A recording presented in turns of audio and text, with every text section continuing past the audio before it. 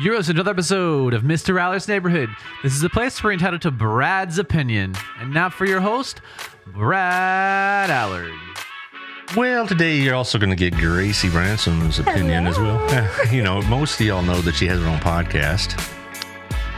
And we're going to talk about a little bit about that and about her book that she wrote. And we talked, when was the last time we talked? Was it like April or something like that? Yeah, it was right when the book came out. Right, and we're going to talk about that. And also just some perspectives from Gen Z, apparently, the Generation Z. I always get these generations, X, Z, millennials. Where's the cutoff date? I missed it. I just am in the boomer crowd, apparently. And we're going to ask some questions, whatever she's willing to answer, about maybe attitudes that she observes from people in her own generation. And also, just opinions and thoughts, what's been going on, stuff like that. You ready? Perfect, yeah. Okay, we're going to run through some of the sponsors. You know the drill. You've been here. Mm-hmm. Do you have sponsors, or you've been still kind of focusing on the words he used? Focusing on the words he used right now. No sponsors at the moment. Well, too notable. Yeah. Okay. Yeah. Oops. So we got to turn down the sound. I do this all the time. It's okay. I've done it. It drives me crazy. But anyway, let's start off with Daniel at CrossFit Burleson, 317 Southwest Wilshire. Over behind the Stone Soup Cafe and all that, you know where it is. It's a great place. It's clean. It's well lit. It's got supervision. It has workout programs. So it's not just going in there and just struggling and throwing things around. You're going to actually hear what's going on, see what's going on, whatnot. You'll get it from reliable sources, let's say. Also, thank you to Shandy's Dog Steel Group. Moving into Burleson, things are very expensive. That's the way it is. And so you need somebody that's going to help you out with all this. She knows where the real estate is. A lot of it's before it even comes on market, and that's a good thing because it's about the way most houses are being sold is off market. You want to be a real estate agent one day? No. You need a little closer on the mic, dear. I'm not feeling the not feeling it. No. You like I said, you're going to be the next Beth Moore. So, for sure. That works for me. All right. But anyway, Shandy's Dog Steel Group, if you're looking to move here, call her, and she'll help you out with your move. Also, we got Our Place. I just came from Our Place just now. I had a little brunch thing with a friend of mine, and it's a great place. Sitting on the patio, it was nice and cool. And we were talking about school stuff. And it was great. I saw Our Place Restaurant. You know the place on the highway in Ellsbury. Also, thank you to Wild Cigar and Culture. I bet they had a big blast on Friday night. They had a cigar debut, if you will, or a promotion. Maybe is a better word. And also some football and whatnot. So it's a good place to watch a ball game. Like tonight, the Monday night game. It's going to be on. It's not a sports bar, but it's going to be on. And so you can have a smoke and a drink and watch the ball game. It's nice and quiet. Good place to do business. I'll go there in the afternoon occasionally, and there's people doing business. And that's kind of what he's looking for. He has a conference room, by the way, if you want to have like a big meeting there. And anybody else on this rotation? Oh, yes, of course. I saw Tiffany at Local Life. I saw her yesterday at Sam's, and she's all decked out in the cowboy stuff. She looks great. She's still happy. She's still on cloud nine. She got married, right? Mm-hmm. Yeah, and she's still like feeling the glow. And she said it was a perfect wedding for her. And if anybody deserves that, it's her. She's gone through a lot. And Local Life magazine is a great advertisement for anybody. And I've been kind of pushing that a little bit for a couple of my BNI friends because they go to 30,000 homes and over 110,000 people, and you go into various restaurants or businesses, it's on the counter or on the coffee table, whatever else. So it's all over the place. So there you are. Maybe you ought to advertise. I don't know. All right. But anyway, so what are you doing right now? What's going on with you? Oh, just in my life? Yeah. Working on book 2. Oh, what's it called? It's called Lattes at Midnight, and that's the first time I've ever said that publicly. Oh my God. All right, and so it's the debut. All right. Yeah, and so it's supposed to represent paradox, because why would you drink coffee in the middle of the night? Don't do that. That's weird. I thought students do that all the time to study. I go to bed. What's wrong with drinking coffee in the middle of the night? Come on. There's nothing wrong with it. It's for just an old man, it's not.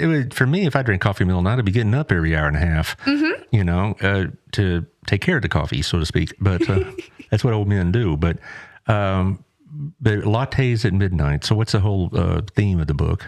So it's poetry. So it's nothing like I've ever written before. Mm-hmm. And it's really a vulnerable type of writing, because it's like you either hate it or you absolutely think it's the coolest thing ever. You could think I'm like super vague and whatever, or you could really identify with it. So it really could go either way. I'm partnering with a bunch of really cool local artists too, to do the inside work. I can't say who they are yet, but I will soon.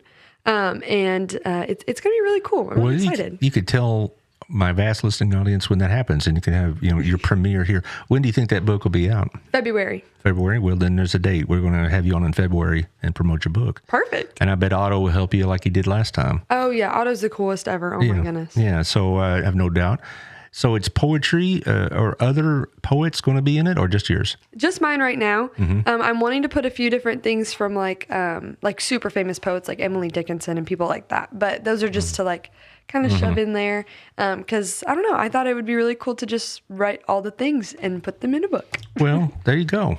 So, I see yourself 20 years from now being a multi-book author. And I mean, more than just these two. Yeah. There's a market for it. I know that. My wife reads this type of literature, or I don't know if literature is a word, type of material.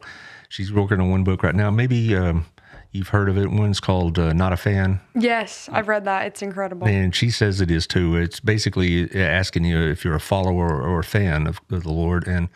And also another one called Unoffendable. Oh, yes. I haven't read that yet, but I've been looking at it. So those are two books that she's reading currently. Now, she's read some others. I don't know the titles.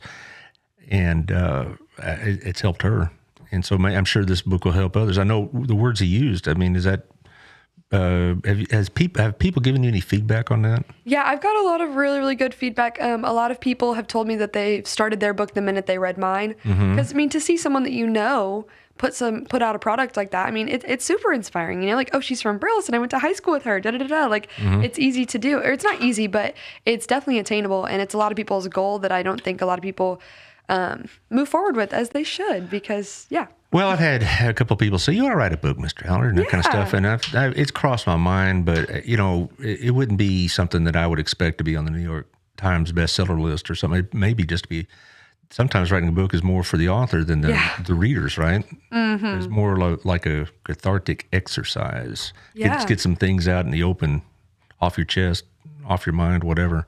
Yeah. Is that how it is for you? Exactly. And it's kind of like a time capsule too, because I wrote it my senior year in high school. So it's like senior year Grace gets to have her place in the world forever. Like no one ever gets to stop hearing from her because we already put it out. You know what I mean? Like she never will shut up. Like normal Grace, like sophomore Grace. But yeah, it's really cool to have a product that precedes you too. Cause with your show and everything, like people have heard you speak without ever talking to you. You know what I mean? Well, yeah, I've had a couple of people that said, "Oh, what about your show?" And we had never met before, and I felt like, wow, that's really neat. Because a lot of the people that listen to me either have come to know me or knew me from my past or whatever else, from the community, and it's great. But then when I have people that I don't know personally, and they said, "Oh, I listened to your show," I'm like, wow. That's really is a big deal. Do you think you'll look back on this first book 20 years from now and say, oh my gosh, I was such a young kid then? Oh yeah. And that's how I want it to be too, is like it, I could have easily said like, no, I'm going to wait till these ideas are more fully formed to where I'm more fully formed. Because how much can you know at 18? You know what I mean?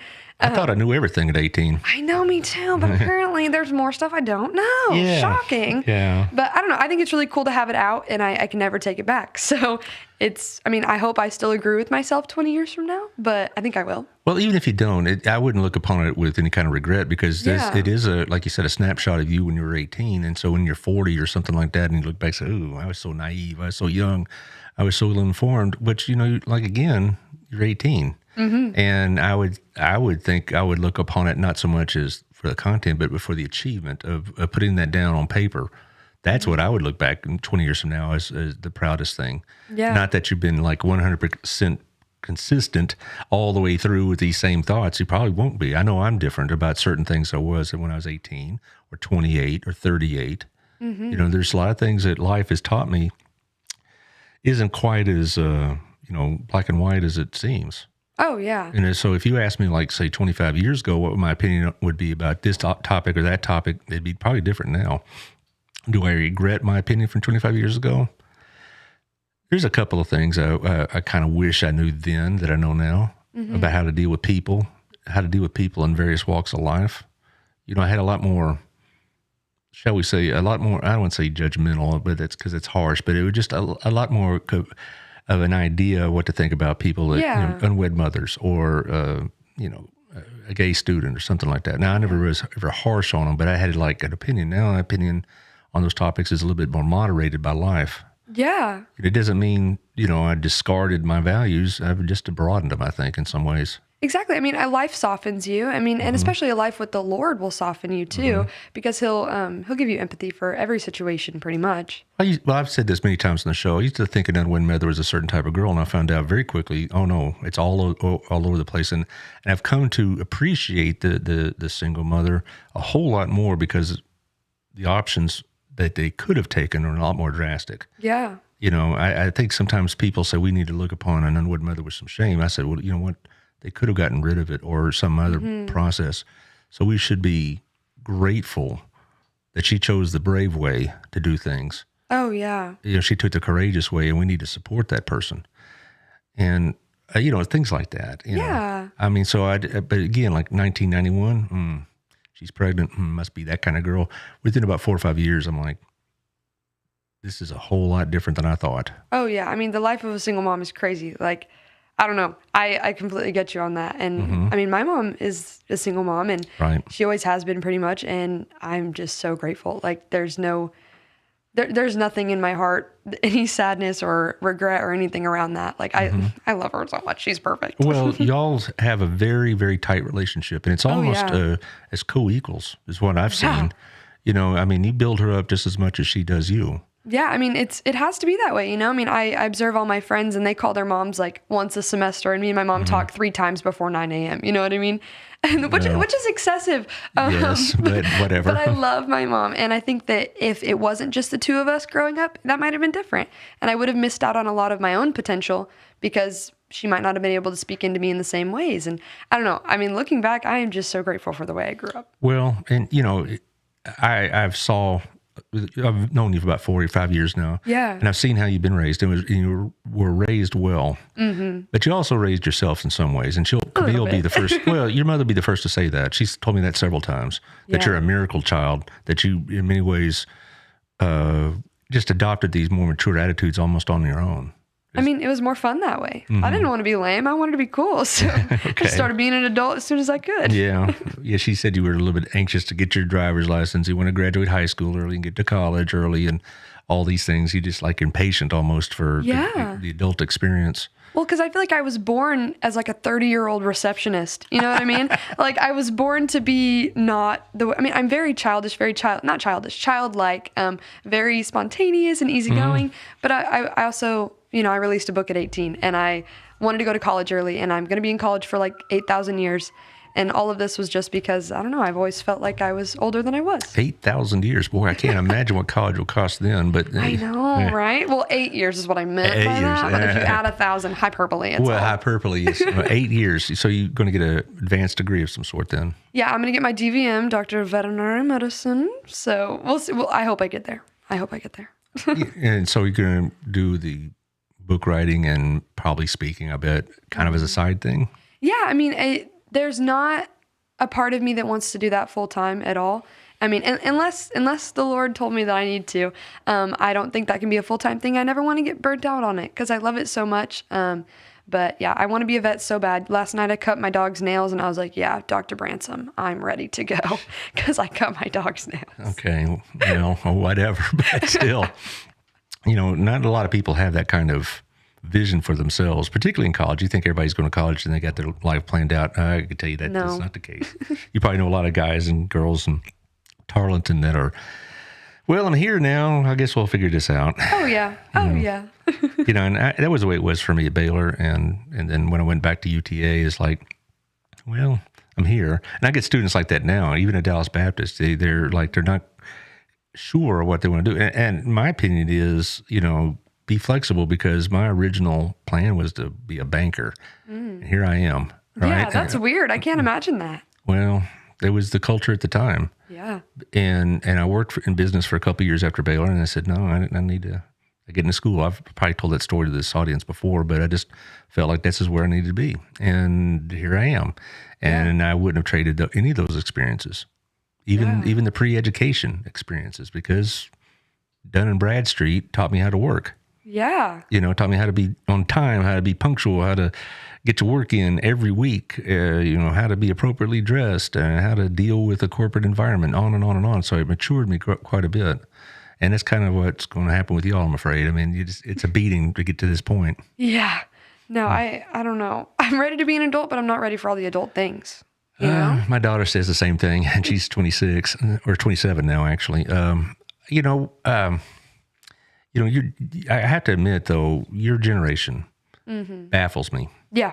All right, a Me lot. too. And I'm sure if you asked my parents, they would have said the same thing about my generation. My parents were children of the Second World War, and right after that, Cold War, Vietnam, all that. And I'm in the baby boomer crowd, and they probably thought, my God, these kids are knuckleheads. But I honestly, Gen Z and, the 18 to 30-year-old crowd baffle me a little bit on their attitudes about things. Yeah. Is it, yeah. should that be the case, or are you baffled also? I am also baffled, but also very pleased. I How's think that? millennials, sorry, Taylor, are not my favorite generation. I think that And you're muted. Perfect. Good. Go ahead and put me on mute. Just because you don't agree with me, Taylor. Oh my goodness. No, but I think He did you're meet so you. mean. Oh my goodness. No, I think the millennials are a really funky generation. I think that they are the ones who made Gen Z want to be Gen Z. Okay, you have to define that. I'm going to have to unpack that a little more. Yeah, what does that mean? So with the millennials, I see a lot of like overeducated and very like high-end people. I don't know how to word that. Very like classy, cool people that don't have what they're doing in line. Like they're very overeducated and they don't work as hard. Sorry, Taylor. I'm not speaking about particularly Taylor Perkins. It's a generalization. It's a generalization. He's over to grind his teeth, but no. Just my observation. But baby boomers, there's plenty of people that criticize baby boomers, so it'll be my turn in a minute, Taylor, so relax. No, I love the boomers. I love them. I'm not so much. No, okay, my grandma's a baby boomer and I love her and she's perfect. Well. But her mindset around a lot of things does gross me out. Like there's a lot of racism, a lot of homophobia, like just a lot of weird things. Not with your mother, at least I've never seen it. Not with my grandma. Right. Oh. Yeah. Okay. With the baby boomers. All right. Okay. My mom whatever. is Gen X. Yeah. So, Your mother's hardly what I call any homophobic or racist. oh, I know. She's got it going on. She knows what's up. Okay. But Gen Z is like over accepting of every single thing ever. Like, do you want to identify as a toaster? Perfect. I will call you by toaster. You know what I mean? So I think that Gen Z, if we can put our sights in the right places, could be very successful. And we could be very empathetic and very loving. I just think that it's misplaced right now. But this is my general observation. And again, it's just a general observation because not everybody fits the program. And like my son is very, when I say career oriented, it's not like he's obsessive, but it's important to him and he works hard and all this other stuff. But other attitudes are different about certain things, lifestyle, politics, environment certainly is a big one, that kind of thing. Whereas in my generation, it's like the idea of not going to school, not going to college, not having a plan, not having your goals set out for you and you go and work to those goals, not be wise with your money as opposed to just spending it now, prepare for the future, blah blah blah. Those are my generation's values. But what I see in y'all's is like, we don't know if we're going to be here in 10 years, so we're going to enjoy our life as we want to. And it sounds admirable, but it also has consequences. Oh yeah. But I think that this is also a generation that knows how to take risk that has paid out really well. The internet has given a lot of people opportunities to be celebrities that would have never, ever been celebrities.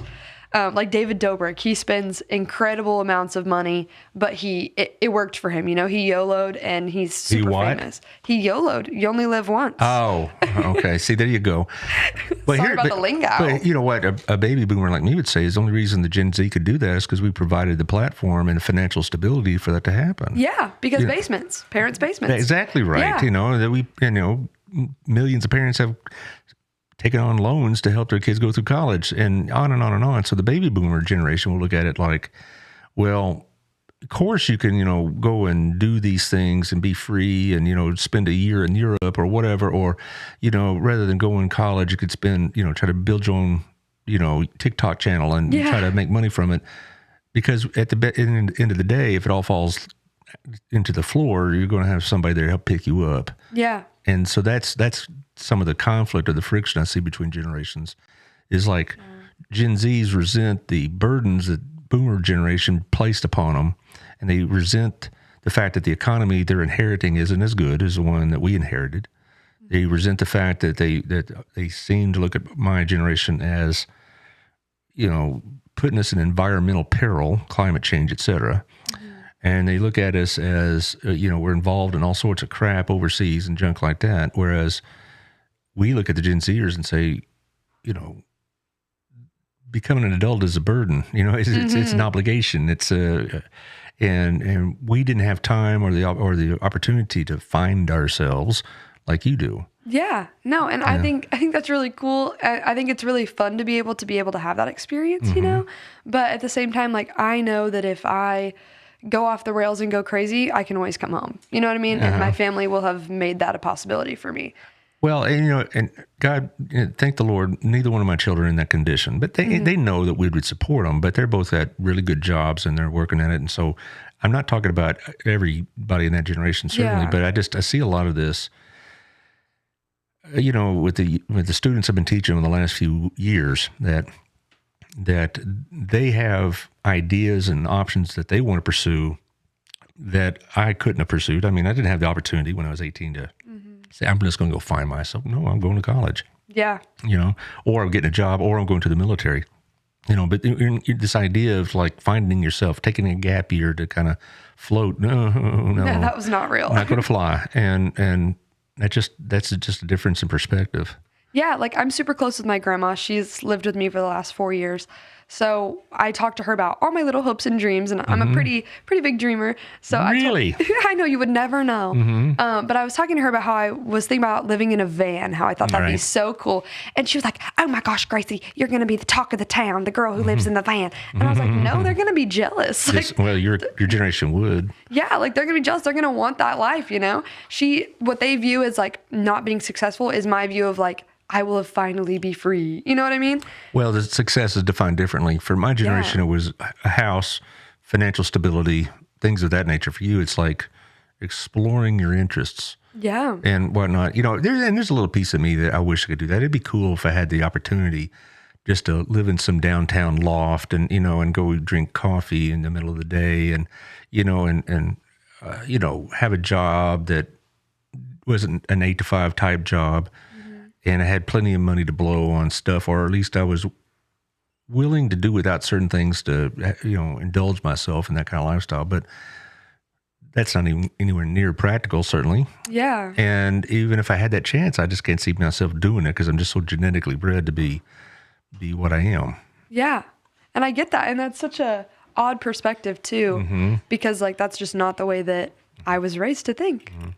Yeah. Oh, there's our friends from upstairs. Hello, friends How y'all from doing? upstairs. Anyway, I'm just saying that, us older guys kind of, in our daydreaming things, it'd be great to live in, Manhattan and, get the groovy scene and, whatever else. But that's, for most of us that are mature enough, that's just not a possibility. Yeah. And for y'all, that seems to be much more of a possibility. Yeah. Like, I have a friend who goes to UT and she's doing a semester in New York. And she just gets to literally live her New York girl dream for a semester. And I think that's so cool that that's an opportunity nowadays, because that was obviously not the thing. Like, whenever I tell my grandma some of the things I want to do in my life, she's like, oh my gosh, that's not what a woman would do. Like 25, you should have children by then. Like, what are you talking about? And I'm like, oh no, like, my life is longer than I thought it would be already, So, I mean, life is long. It's not as short as I think that we try to make it, but, yeah, I don't know. I want to experience things. And I think that my generation is the one to do that in. Well, your generation reminds me in some ways of what the generation of the 60s, early 70s seemed to be like. Now, I was just a little kid, so I wouldn't like taking notes and observing these sociological changes going on. But from what I've read and seen on video, whatever else, in documentaries, it seemed like a lot of the younger people your age then rejected a lot of the, shall we say, the expectations of the generation that was placed on them. They said, no, we're going to do our thing. We're going to let our hair grow. We're going to smoke weed. We're going to hang out, listen to the Grateful Dead. Yeah. And stuff like that. And my generation was like, no, we got to keep moving this country and our families forward. And that's all there's to it. Yeah. I mean, it's crazy to watch the switch back and forth every generation. You know what I mean? Because like, my mom and her generation was like, getting their lives together, and then now my generation's not getting their life together, and then our kids will probably be like, oh, I want more stability. When you say not getting your life together, though, they seem to be less concerned about that.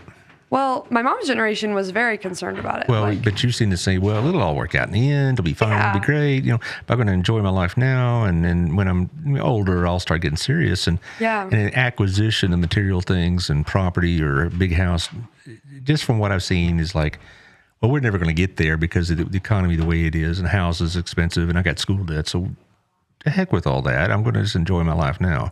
It does kind of feel like the end of the world, you know? Yeah. I mean, like, as someone who wants to pursue like a pretty big career where hopefully I'll make lots of money, we'll see.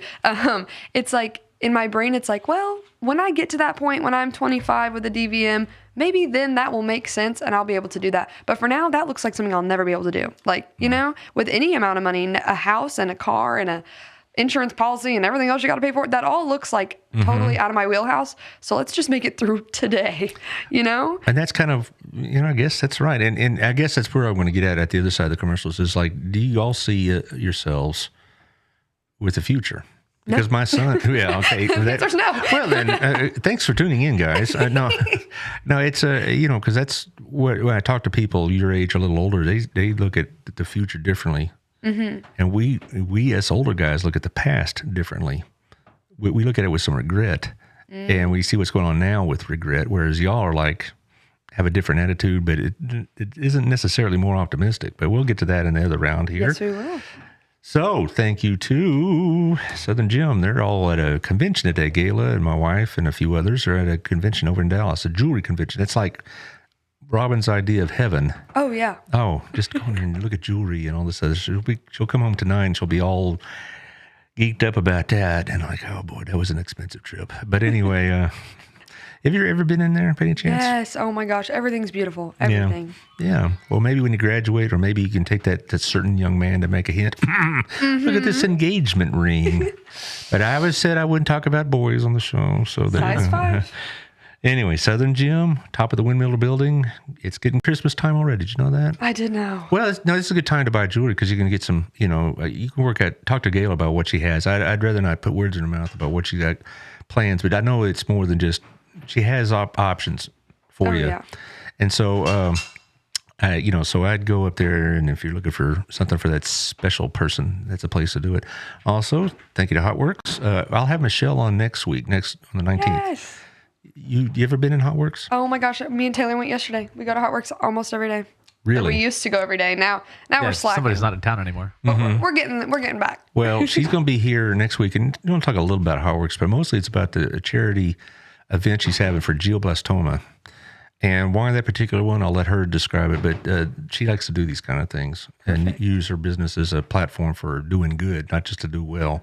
So I'm looking forward to seeing Michelle next week, but it's a great workout, obviously, because everybody that I've known that's been there just raves about it. Oh, yeah. Which one do you do? I love Hot Blast, and I use the FX Zone, which is like the little weights area. I love that. Those are my two favorites. Taylor, which one do you do? Hot Blast. That's Okay. what I thought, too. Yeah, okay, good. There's like 11 different ones, so there you I go. like the rowing one, though, even though it sucks. It's too hard for me. Then we have Melissa Harmon at Texas Farm Bureau at 682-804-0534. She's become my agent, and she's good friends with your mother. Yes, she's a rock star. Yeah, and she's been at many of your mother's events, including that art show last Thursday night. Oh. Yeah, we can probably maybe at the end visit about that briefly. But anyway, she's starting her own, out on her own as an agent, and she's, hitting it pretty hard. So if you want to talk about insurance, I know insurance is another one of these boomer things. But see, y'all don't think about it. But I'm really going to have to talk to my kids about getting some life insurance, and because you're not thinking about life insurance. I know at 18. zero about insurance. Well, she knows a lot about it, and she'll fill you in. And Perfect. So, Melissa. Yeah, well, honestly, she'll tell you.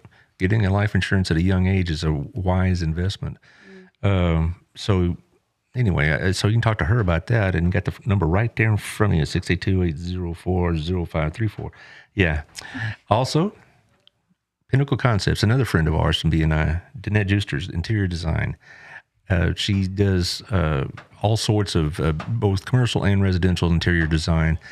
She's starting up this business from Colorado. I mean, she's in Texas. I don't want to imply that. She lives in Burleson, but she moved from Colorado, and she wants to start the business here at 303-324-9906. And so if you're building a house and you're looking for interior designs, you want to remodel, all these things, talk to Danette Juster. She really knows her stuff. I've gotten to know her pretty well through BNI, and I think she's going to do really well here. And she's involved in Chamber of Commerce, all these other things, so people know her. Any of the nonprofits going up? I know we have the tournament for golf tournament. It was a big success. Mm-hmm. All right, this is the ASD one, right? That was from Friday. That was a big success.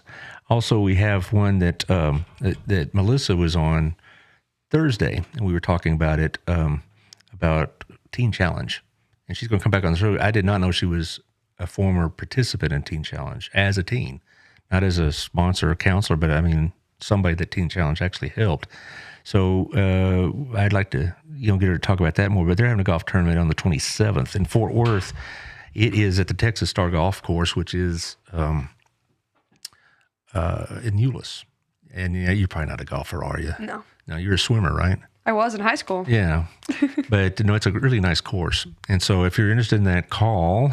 Where's the number, doggone it? I don't see it. Oh, there it is. There it is. You go ahead and say the number. 817-685-7888. There you go. There we go. Just call and find out what's going on. Also, the 22nd, Thursday next week, I'm going to have about 5 nonprofits. Oh, I forgot this one. Ooh. Well, hang on. I'll get to that in a minute. But I'm going to have 5 nonprofits come in, and they're going to sit in that chair and get about 10, 12 minutes apiece. Talk about their stuff. It's National or North Texas Giving Day, where people get donations. They get matching funds. And so they're going to put their stuff on the screen, where to donate, what they do, whatever else. Next Step Women's Center, Harvest House, Center for ASD, Re-Inspire, which is the one that Shandy does with the foster children, and then the Reach Council, which is kind of like an overall thing. So make plans to see us next week from Thursday on the 22nd. It's going to be a big day. And then Rise. We've been talking about this mental health conference. I have Sarah Nicole Tynan coming on the 26th, 2 weeks from today, talk about this some more. It's a mental health program. We can talk about that as well. Mm-hmm. Mental health program on October 8th, the Pathway Church from 9 to 3. Mm-hmm. Right, 9 to 3. And it's no cost, but you do need to sign up so they can get a handle on the number. But there you are. Now, talking back more about the Gen Zs and all this other business, one of the things I've noticed about Gen Zs, they're a whole lot more comfortable talking about themselves, including things that are bothering them, such as mental or emotional issues. Like my generation buttons it up. Mm-hmm. And it's only been recently that I've been able to talk a little bit about, my past where, I have become involved. I'm not currently, but was involved in counseling. Mm-hmm. And would I be involved in it again? Yes, if I had to. I mean, I don't have that inhibition about that anymore, but it took me a while to get there. Yeah. But y'all's generation's like, oh no, I'm having, blah, blah, blah, blah. I'm having some sort of emotional crisis, and I'm able to define it, and I know all about it. I read it on Google, mm-hmm. And all this other stuff. They're a lot more comfortable talking about their own mental and emotional state than people in my generation. Yeah, very, very true. I'm in therapy, and I love it. Like, as a Gen Z individual, I think that everyone should go to therapy. Maybe that's bold to say, but I love it. And there are things that I didn't even know I was suffering from. Mm-hmm. Like there were thought processes that I had no idea were still plaguing me from whenever I was like 5 years old. And I'm sitting there with this lady who I've never met before, and she's talking to me through these moments whenever I had no idea that I was even hurting, and I think it's great. But my generation's biggest issue with that is the self-diagnosis. Mm-hmm. They're like, oh, I'm bipolar. I have depression. I have anxiety. I have this. No, you don't, girl. You had a bad day. Mm-hmm. You're fine. Calm down, girl.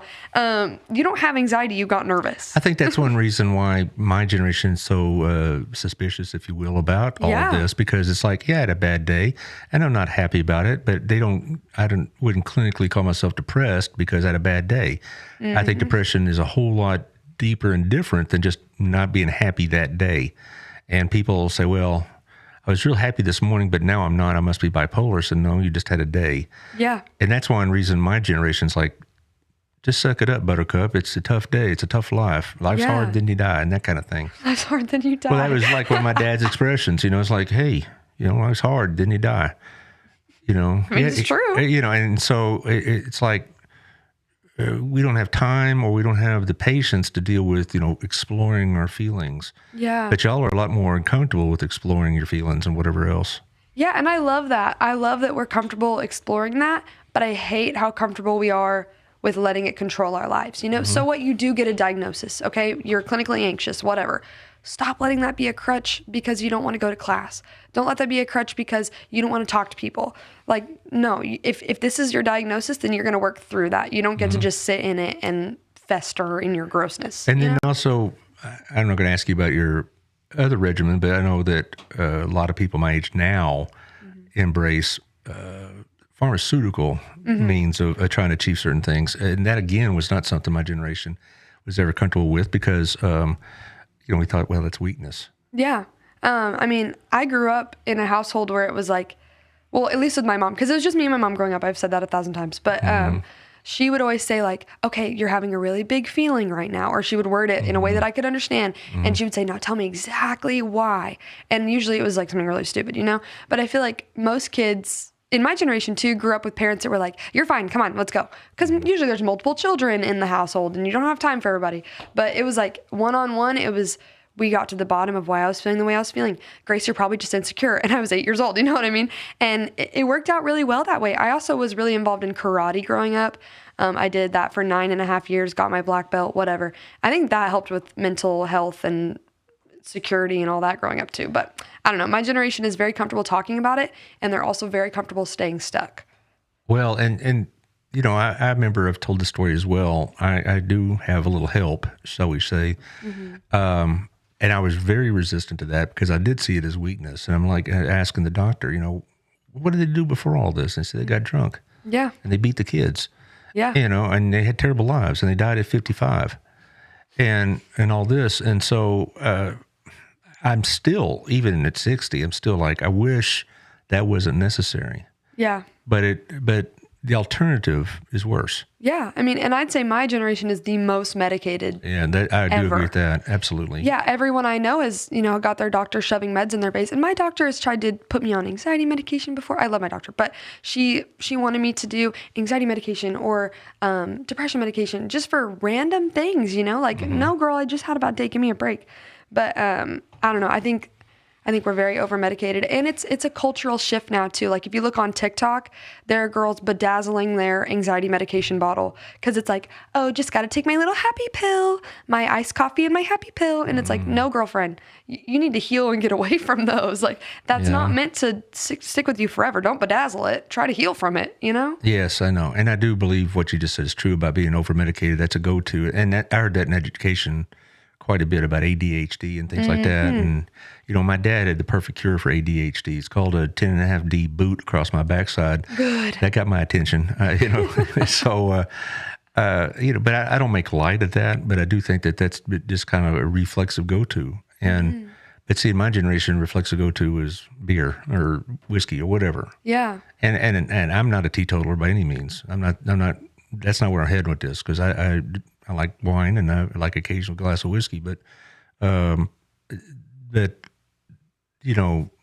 as a something to go to for other reasons, it's concerning to us as a generation. And then you have a lot of self-medication. We were talking about earlier about CBD and weed and things like that. See, my generation has our time accepting that weed is a legitimate means of anxiety relief, but your generation has a totally different view about it. We love it because I think we're noticing as a generation that we can't be on Effexor and Xanax our entire lives. You know what I mean? Like a lot of my super close friends are constantly high, and I can't even condemn them for that because they're able to function better and focus better. And I'm like, girl, I like this for you. You know what I mean? I think it's definitely illegal. It's definitely not for the law. I'm an advocate for weed being legalized. I think that it's a very helpful tool when it's used correctly. As a family, we have experimented with things to help all of my family members, I'm being very vague here, to calm down and to chill out and to focus. And I have ADHD. And so some of these CBD Delta products have helped me to focus, and I use them a lot for school. I understand everything you're saying, but my generation still has a hard time accepting weed as a valuable contributor. And the idea you said just a minute ago about your friend being high constantly, we would look upon that as a serious condition, not as a condition to be wished for. Yeah, I mean, and I can't even deny that, like, that's something that not that I partake in every day or anything, but like there are definitely days where I'm like, I am so chill right now. I'm so focused on what I'm doing, and I think that, and as a Christian, I get a lot of hate for that too, because people don't think that those two things can coincide. I think it's definitely a tool. It's all about if you use or abuse. You know what I mean? And I understand where that's coming from too. Now, I'm not one of these people that say, well, if you're depressed, it's because you sinned or whatever, or you're not praying enough or whatever else. I firmly believe the value of Christian counseling, but it has to have counseling as well as a faith-based atmosphere or approach, but it has to be legitimate mental and emotional counseling, not pray harder. Yeah. Or here's a scripture for you. If you got these anxiety issues, here, read this, be anxious and nothing, et cetera, et cetera. It doesn't work quite like that. Yeah. All right. And I tried that. I tried to be that girl who was like, actually, you weren't given the spirit of fear, so just stop being anxious, okay? Oh, that didn't fix everything? That didn't fix it? But no, I think that there's no dissonance between the Lord and these types of medicine, in my opinion. Well, I'm not there yet. Yeah. And I don't know if most of my people my age aren't going to be there yet. Yeah. I don't know if we'll ever be there, but I don't have, it's not an issue for me that's a burning hot issue that just really drives me crazy. It's kind of like way down on the list, if it's on the list at all, of things I'm concerned about. Yeah, of course. But I'm not there where you are. And I've had younger family members want to tell me the same thing you were telling me. And I just said, well, okay, it's what you do, but it's just not for me. I can't do it. And that's all. And that, like my father-in-law, could probably use the pain relief. All right. It ain't going to happen from CBD. No. Same with, other older relatives of mine. Because they think of CBD as pot-hit hippies. I mean, and I think it's worth mentioning too, and shut me up if this is going too niche and too far into it. No, I let the guests do the talking. Okay, perfect. Well, there's lots of different products that come from the hemp plant. There's full spectrum CBD, normal CBD, Delta 8, Delta 9, Delta 10. Okay. We've got hemp flavin, you've got normal THC, you've got your bud, your normal weed. And I think that there are a billion steps to get to before you hit bud. So, I mean, I use hemp flavin on the daily basis. It is an incredible tool. You feel zero body high, zero head high, and it just fixes your body. I mean, my skin starts clear. Don't look at my skin right now. But my skin will start to clear. Fine. I feel more energized. I just feel better when I'm on hemp flavin. CBD, full spectrum CBD is incredible. It actually counteracts THC, so you're not going to get high on any type of CBD product. I take full spectrum CBD. I think all these things just help my brain before you even have to get into any kind of high. You know what I mean? There are 3 CBD vendors at the farmer's market last time I went. Yeah. And so I started out talking and said, and I approached it from the direction I'm coming from. I didn't act like, hey, I'm I know it all, or I'm an advocate, or I'm nothing. Just tell me why I should want this product. And they told me. And these were, these weren't like, hey, dudes, kind of dropouts and burnouts. They were legitimate business people. Yeah. So, I get all this intellectually, but just at my gut level, it's still a pull. It's hard. Yeah. It's hard for me to say, let's light up or let's blaze. Let's blaze. 420. Yeah. No, I get that. That's how we look at it. It's like, okay, where's my blunt? No, or for my generation, where's my roach clip, man? Oh my gosh! Wow. You know what I'm talking about? Yeah, that is old. Yeah, it is old. So that's what we got. That's why we're having this conversation, because I'm about 42 years older than you are, and so that's just a generational difference. And and I'm a lot less. I wouldn't say condemning. A lot less judgmental. I don't have the energy to be judgmental. Yeah, who does? Oh my gosh, you must be exhausted. I see some people on Facebook that that's all they do. And I'm like, my gosh, you got more energy than I do. I I mean, you bring this judgment every day. What's driving that? They could do my homework and have more energy than judging people all day long. You know what I mean? So that's for free. You guys can always do my homework if you want. Okay. No, don't listen to me, Mr. Teacher, but as my friend.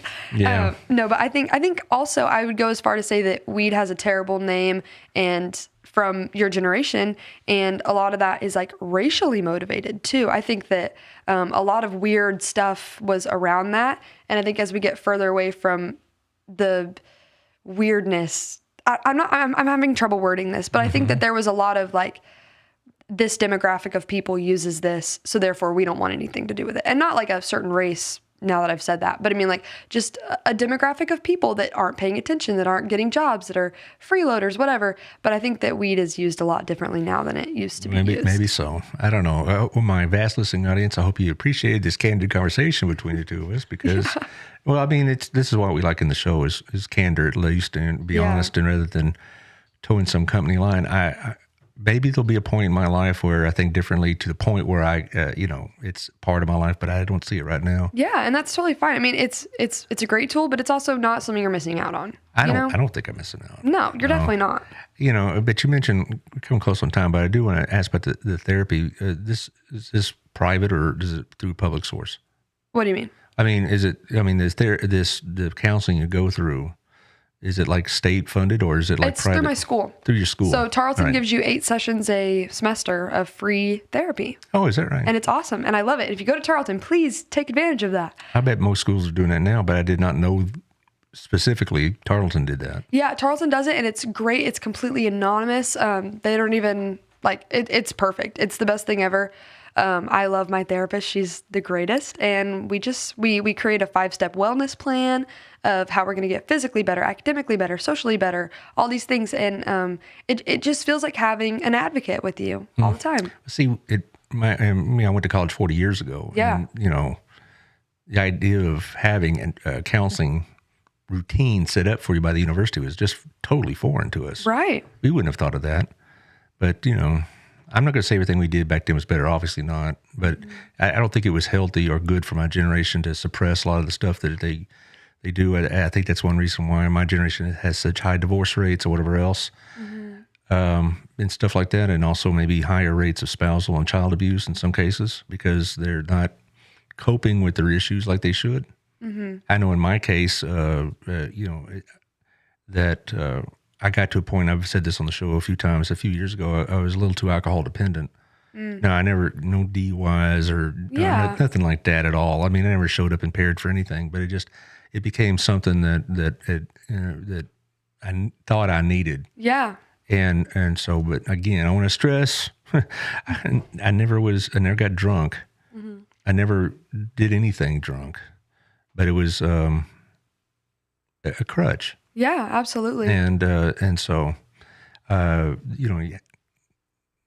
you have to, you learn from your mistakes. Yeah. And I think that I go to therapy because the people around me that should have gone to therapy didn't. Mm-hmm. You know what I mean? So then hurt people, and it's your responsibility to heal yourself.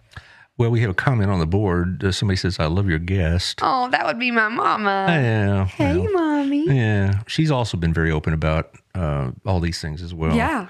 And that's I guess it's a good thing. Like I said earlier, my generation would just button it up and not really talk about it. Certainly my parents' generation never talked about it.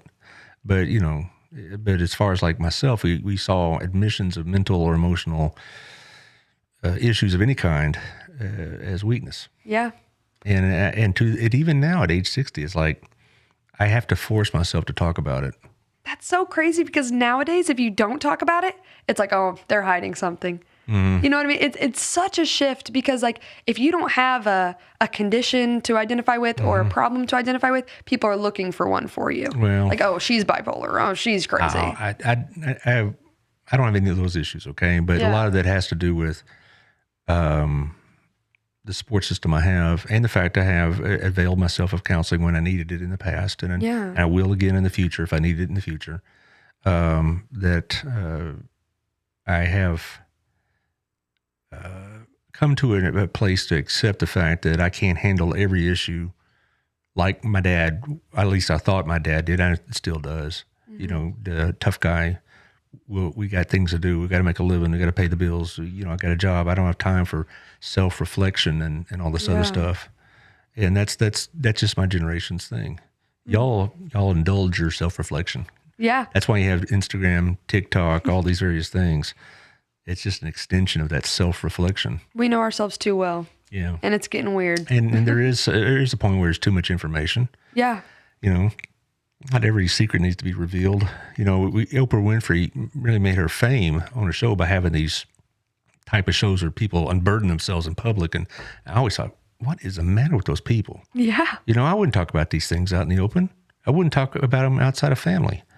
But they did it on national TV. And it worked. Well, she's worth $1 billion. And, It worked for Oprah. yeah, but I'm just saying it's just a really interesting conversation we've had about this because it's just a different generation's approach to things. Yeah. And, you know, and if my generation says, well, that's not how we handled it, blah, blah, blah. Well, we can't say we all handled it as well as we'd have liked to. I mean, we're all doing our best. And I think it's so funny. Like, as soon as the mental health thing came up on the board for that event, I was like, oh my gosh, yay. Like, everyone I know is going to love that. You know what I mean? But that's not the case for your generation. They'd be like, oh. Well, if I went, I'd feel conspicuous. And now I may still go. I mean, I'm not saying I'm not. I'm just saying I may still go. But people my age, if they went to that thing, they would feel like, okay, I hope nobody knows me here. Yeah. Oh, I hope somebody from my church isn't here.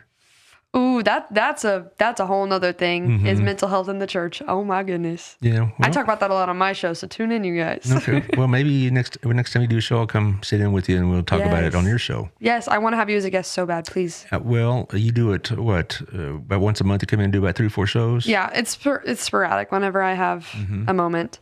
But let's do that. Is it on Fridays you do this? I release on Monday, so I released a show today with Java John. Well, I mean, but when do you do the shows themselves, to tape them for later? Usually weekends, like Friday, Saturday, Sunday, something like that. Well, Saturday to me, college football, you have very little chance to get me out of the house. Out. Yeah. Here's another one. Robin, I absolutely enjoy, not my Robin Sislak, I'm sorry. Absolutely enjoy the two of you openly shedding light on the differences between these generations. Thank you, Robin. I appreciate that. Thank you very much. I hope I pronounced your name right. Sislak, yeah. But I think this is what's needed. But I want to do this again, and we could talk. We can continue this. I'll have some spots. Maybe when you're going to be done with school. Like forever, or like for the semester? Semester, dear. December or something. Oh well, there you go. Well, that's very vague, but probably the 3rd. I'll just say the 3rd. No, okay, you just throw out a date. Okay, December 3rd. Well, we'll do this again, and maybe in about 2 months when we talk more about mental health issues and about the church and whatever else. And maybe we can do this on your show if you have an opportunity. Yes, I would love that. I thank the sponsors for what they've done. I appreciate all they've done. So if you, Taylor, just run through them real quick because I want to just make sure they understand who the sponsors are out there in the vast listening audience. Thank you, Daniel. CrossFit Burleson, 317 Southwest Wilshire. Hope you're doing well. Thank you, Shandy, the Shandy Stogstill Group. Give her a call if you're moving into this area for some valuable advice and help with real estate. Thank you, Otto, as always, for a great breakfast this morning. I'll see you Thursday morning as well at our place. Thank you to Chris over at Wild Cigar. Go over there and have a decent drink or smoke, or both. And it's a great place to go to do business. Also, thank you to Tiffany at Local Life. Her new magazine is out, so hopefully you gotten it by now. I'm sure you did because she's very prompt. And it's got all these good ads in it for you to check out for the Burleson area. Thank you, Tiffany. Thank you to Southern Jim. Gayla, hope you're enjoying the day over there. Robin, too. My Robin. Sorry. All right. Anyway, Southern Jim, they're over there looking at jewels. They're going to have a great time. So check out her inventory, and she also does repairs and other services.